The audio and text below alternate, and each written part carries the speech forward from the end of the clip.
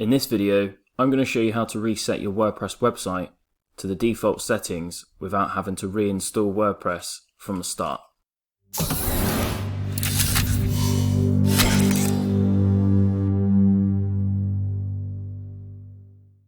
Hey, this is Steve with Coffee Shop Blogger, helping you build a better website. So by the end of this video, you'll know how to completely reset your WordPress website to the default settings. And before I start, make sure you hit the red subscribe button. It's my goal to reach 100,000 subscribers, and if you subscribe, that'll really help with the growth of this channel. So with that out of the way, let's get started. So as you can see, I've got my website and this blog design I created in another tutorial, which I'll link to. And this design was made with GeneratePress. And what I want to do is completely reset WordPress back to the default settings. And instead of loading up a brand new version of WordPress, going through all of that, the changes, and taking a long time to change all the settings, you can use a plugin. And what you want to do is come over to plugins and add new, and then just type in reset, and you'll see there's this reset. It's called WP Reset plugin. So you want to install that and click on activate. And as you can see, there's also some other plugins I've got. And what this plugin will do is it will just delete all of these plugins, it will get rid of everything, and it will reset all of these settings that's been set for this website back to the original settings. So we want to go to Open WP Reset Tools.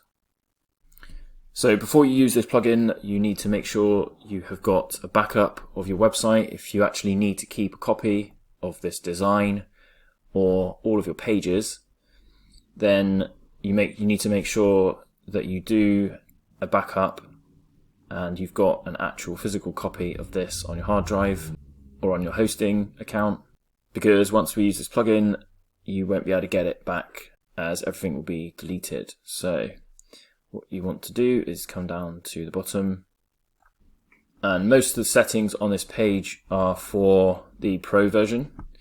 So we want to just use the free options. And the free options is just in this box here. So I'm going to click on this so that it doesn't reactivate the reset plugin because I don't need it. And what you can actually do with this plugin is create a snapshot, which does a quick copy of the database and some of the settings. But I would recommend using a different plugin for that. I will link to another tutorial to create a backup version of your WordPress site. But you could always use this as an extra precaution.